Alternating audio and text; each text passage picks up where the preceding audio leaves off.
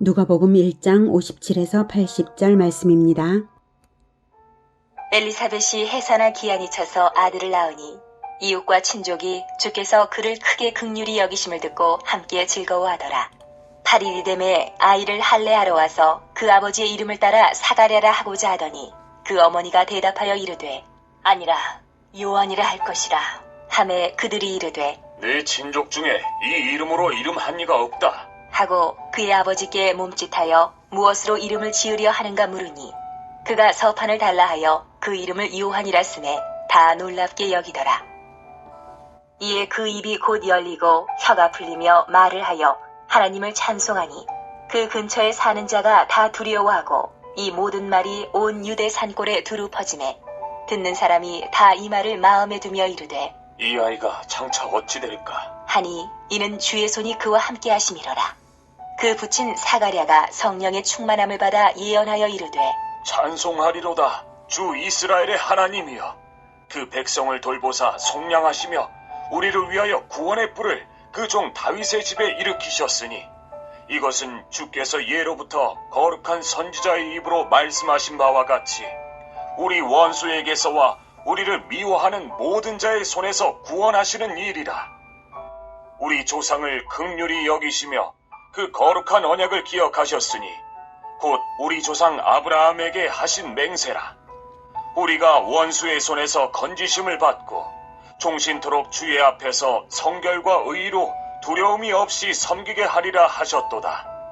이 아이여 네가 지극히 높으신 이의 선지자라 일컬음을 받고 주 앞에 앞서가서 그 길을 준비하여 주의 백성에게 그 죄사함으로 말미암는 구원을 알게 하리니 이는 우리 하나님의 긍휼로 인함이라. 이로써 돋는 해가 위로부터 우리에게 임하여 어둠과 죽음의 그늘에 앉은 자에게 비치고 우리 발을 평강의 길로 인도하시리로다. 하니라. 아이가 자라며 심령이 강하여지며 이스라엘에게 나타나는 날까지 빈들에 있으니라. 사랑하는 형제 여러분, 2월 11일 목요일 저녁 묵상에 오신 것을 환영합니다. 어제는 56절까지 마리아의 수태 사건과 마리아와 엘리사벳의 만남, 마리아의 찬가를 보았습니다. 하나님께서 그리스도를 보내시는데요. 창세기 3장 15절 언약에 따라 마귀를 멸할 자가 여자에게서 태어날 것이 예정되고 창세기 22장 15에서 18절 언약에 의해 아브라함의 후손으로 예정되고 신명기 18장 18절 이스라엘의 요청에 의해 이스라엘 사람으로 태어나기로 응답되고 사무엘하 7장 12, 13절에 따라 다윗의 자손으로 태어나 영원한 왕이 되실 언약 등 모든 예언에 한치 오차도 없이 다윗의 자손 요셉의 약혼 여인 처녀 마리아에게 그리스도를 잉태하게 하셨습니다. 뿐만 아니라 그리스도의 선구자로 먼저 태어날 선지자까지도 구약의 예언 말라기 4장 5, 6절을 먼저 주시고 예언대로 보내셨습니다. 57에서 66절은 그리스도의 선구자 세례 요한의 탄생 사건입니다. 드디어 엘리사벳이 아들을 낳았고 8일이 되어서 아이를 할례하러 와서 그 아버지의 이름을 따라 사가랴라 하고자 하더니 라고 나오죠. 율법에는 8일째에 아기에게 할례를 행하고 그때 비로소 호적에 등록을 합니다. 이스라엘의 호적은 그래서 율법에 따라 정확한 호적이 되어서 세계적으로 가장 정확한 호적이라고 이름났죠. 호적에 등록을 할 때에 아버지의 이름으로 자녀의 이름을 삼는 것도 유대인의 일반적인 관습입니다. 그래서 사가랴라 하고자 하더니 그때 그 어머니가 즉 엘리사벳이 반대하면서 아니라 요한이라 할 것이라 라고 대답을 합니다. 그러자 사람들이 내 친족 중에 이 이름으로 이름만 이가 없다 하고 말하는데요. 유대 사회는 가문의 사람들이 선조들의 이름 중에서 지어지곤 했거든요. 그의 아버지께 몸짓하여 사람들이 몸짓하는 겁니다. 몸짓하여 무엇으로 이름을 지으려 하는가 물으니 이것을 보면 사가랴는 벙어리가 되었을 뿐만 아니라 귀도 멀어 있었던 것을 알 수 있는 대목입니다. 그러니 사가랴 엘리사벳 부부 사이에 아기 요한에 대한 어떤 약속이 아마 없었겠죠. 63절 그가 사가랴가 서판을 달라 하여 그 이름을 요한이라 쓰매 이에 그 입이 열리고 혀가 풀리며 말을 하여 하나님을 찬송했습니다. 벙어리가 된 것은 불신으로 인한 징계였는데요. 이로 인해 오히려 요한의 출생이 유대 사회에 두루 알려지게 되고 하나님을 경외하게 하는 사건이 되었습니다. 이름을 천사가 알려준 대로 요한이라고 하겠다라고 표현을 할 때부터 입이 열리자마자 이제 찬송이 터져 나옵니다.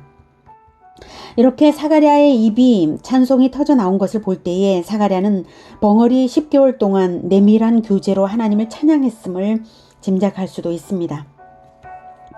67, 68절 그 붙인 사가랴가 성령의 충만함을 받아 예언하여 이르되 찬송하리로다 주 이스라엘의 하나님이여 그 백성을 돌보사 속량하시며 우리를 위하여 구원의 뿔을 그 종 다윗의 집에 일으키셨으니 68절의 속량이란 몸값을 지불하여서 해방시켜 주는 것을 말합니다. 그리스도의 십자가의 죽음을 통해 믿는 자들이 죄의 종에서 속량될 것을 말한 것이죠. 그 종 다윗의 집에 일으키셨으니는 다윗 왕의 가문에 그리스도가 태어나도록 드디어 구원의 뿔, 구원주 그리스도를 보내셨다는 것입니다. 뿔은 힘 또는 능력을 상징하죠. 이것은 주께서 예로부터 거룩한 선지자의 입으로 말씀하신 바와 같이 여기서 예로부터는 세상이 시작된 이래 태초부터라는 의미입니다.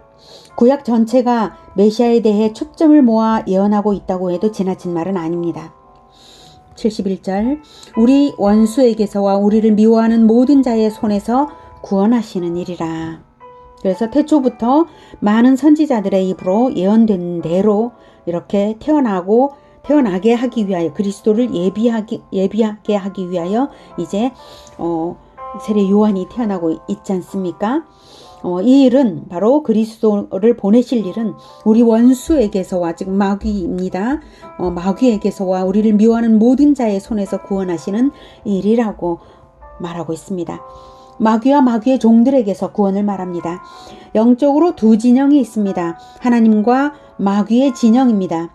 하나님의 진영에는 하나님의 종들이 있고 마귀에게는 마귀의 종들이 있습니다. 창세기 3장 15절부터 성경은 일관되게 마귀와 마귀의 종들의 멸망을 말씀하십니다. 창세기 3장 15절 내가 너로 여자와 원수가 되게 하고 내 후손도 마귀의 후손도 여자의 후손 그리스도와 원수가 되게 하리니 라고 말씀을 하시죠. 여자의 후손은 내 머리 즉 마귀의 머리를 상하게 할 것이요. 다음 창세기 12장 3절 너를 축복하는 자에게는 내가 복을 내리고 여기서 너는 아브라함입니다. 너를 저주하는 자에게는 내가 저주하리니. 그래서 하나님과 아브라함이 한 편이고 또한 아브라함의 원수 하나님의 원수가 아브라함의 원수라고 하는 것을 알 수가 있습니다. 땅의 모든 족속이 너로 말미암아 복을 얻을 것이라 하신지라. 여기에서 너는 아브라함이지만 아브라함의 후손까지 포함된 너입니다. 그러므로 그리스도로 인하여 복을 받는 것이기 때문에 그리스도 편에 들어오는 자는 복이요 그리스도 편이 아닌 자는 저주인 것입니다. 마태복음 23장 32, 33절 너희가 너희 조상의 분량을 채우라. 뱀들아 독사의 새끼들아 너희가 어떻게 지옥의 판결을 피하겠느냐. 예수님께서 바리새인과 사두개인들에게 저주하는 저주인데요. 뱀들아 독사의 새끼들아 라고 말하고 있습니다. 그렇기 때문에 바로 그들이 마귀의 자식, 마귀의 후손, 창세기 3장 15절에서 하나님께서 말씀하신 그 마귀의 후손인 것을 알 수가 있습니다. 어떻게 그들이 마귀의 후손이 되었냐고요? 마귀하고 똑같은 짓을 하면 마귀의 후손인 것이고 우리가 하나님의 자녀인 것은 그리스도를 통하여 그리스도를 닮기 때문입니다. 그리스도가 하나님의 아들이시고 우리가 그리스도의 씨를 받아서 그리스도를 닮지 않습니까? 그래서 하나님의 자녀인 것처럼 마귀와 같은 짓을 하는 자들도 마귀의 자손인 것입니다. 이렇게 성경은 분명히 하나님 편과 마귀 편을 분명하게 가르고 있습니다.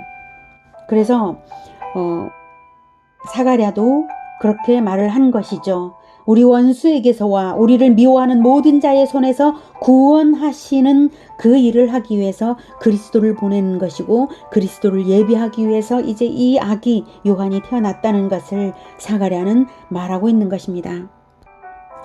72절 우리 조상을 긍휼히 여기시며 그 거룩한 언약을 기억하셨으니 곧 우리 조상 아브라함에게 하신 맹세라. 모리아 산에서 이삭을 드림으로써 아브라함은 언약의 대표자요 믿음의 조상이 되었죠. 그래서 아브라함에게, 우리 조상 아브라함에게 맹세하신 대로 하나님께서 우리를 긍휼히, 우리 조상을 또한 긍휼히 여기시면서 그 거룩한 언약대로 지금 행하셨다, 이 말씀입니다. 창세기 22장 16에서 18절 다시 확인하고 넘어가겠습니다. 이르시되 여호와께서 이르시기를 내가 나를 가리켜 맹세하노니 네가 이같이 행하여 내 아들 내 독자도 아끼지 아니하였은즉 내가 내게 큰 복을 주고 내 씨가 크게 번성하여 하늘의 별과 같고 바닷가의 모래와 같게 하리니 내 씨가 그 대적의 성문을 차지하리라. 여기서 내 씨는 그리스도, 아브라함의 후손으로 태어날 그리스도입니다. 그리고 그리스도가 큰 복을 받는 것이 바로 그리스도의 번성입니다. 그리스도는 결혼하지 않으셨지만 복음으로 번성을 하십니다. 그래서 하늘의 별과 같고 바닷가의 모래와 같이 많은 그리스도의 백성들이 하나님께로 돌아오게 되는 것입니다. 18절 또 내 씨로 말미암아 그리스도로 말미암아 천하 만민이 복을 받으리니 이는 내가 나의 말을 준행하였음이니라 하셨다 하니라. 74, 75절 우리가 원수의 손에서 건지심을 받고 종신토록 주의 앞에서 성결과 의로 두려움이 없이 섬기게 하리라 하셨도다. 주의 앞에서는 제사장이 성전에서 하나님을 섬길 때 쓰는 말입니다. 종신토록이라는 말과 합치되죠. 제사장들은 종신직이니까요. 이것은 모든 성도들이 그리스도로 말미암아 제사장이 되어서 하나님을 자유롭게 섬기게 될 것을 예언한 것입니다. 구약시대에는 결코 있을 수 없었던 일입니다. 성소에는 오직 제사장만 들어갈 수 있고 일반인이 그것을 어기면 죽음이었는데요. 이제 그리스도의 대속으로 말미암아 모든 믿는 자를 왕같은 제사장으로 부르실 것을 예언한 것입니다. 제사장인 사가랴가 그것을 예언하고 있습니다. 예수님을 믿고 복음으로 전도하고 말씀으로 제자화하며 하나님께 보혈의 공로로 나아가 예배하는 모든 그리스도인들은 그리스도의 제사장인 것입니다. 성결과 의는 하나님과의 올바른 관계성인데요. 성결이 내적으로 바른 마음가짐에 초점을 둔다면 의는 외적으로 바른 행위에 관계되는 덕목입니다. 성결과 의가 바로 언약관계의 백성이 갖추어야 할 태도인데 내적, 외적, 올바른 자세를 말하고 있습니다. 구원받은 자들이 하나님을 섬기는 태도는 성결과 의로서 섬기는 것입니다. 하나님이 그리스도를 보내셔서 우리를 구원하시는 목적은 섬기는 자, 예배자로 부르신 것인데요. 인생 전체로서 내적 성결과 의로운 행위로서 하나님을 섬겨드리는 예배자가 되도록 부르신 것입니다. 76, 77절 이 아이여 내가 지극히 높으신 이의 선지자라 일컬음을 받고 주 앞에 앞서가서 그 길을 준비하여 주의 백성에게 그 죄사함으로 말미암는 구원을 알게 하리니. 네, 요한과 그리스도의 신분 차이가 여기에서 분명하게 나타나죠. 지극히 높으신 이가 그리스도 예수님이시고요. 그 선지자가 요한입니다. 요한의 사명은 그리스도가 등장하실 것을 준비하는 것입니다. 죄사함으로 말미암는 구원을 알게. 구원의 본질은 바로 죄사함입니다. 요한이 외칠 메시지의 내용은 오실 그리스도를 믿고 죄사함을 받으라 라는 것입니다. 그래서 요한이 회개하라, 천국이 가까이 왔다 라고 했죠. 즉 그리스도가 오실 때가 되었다, 빨리 죄를 회개하고 그리스도를 맞으라, 이런 뜻이었습니다.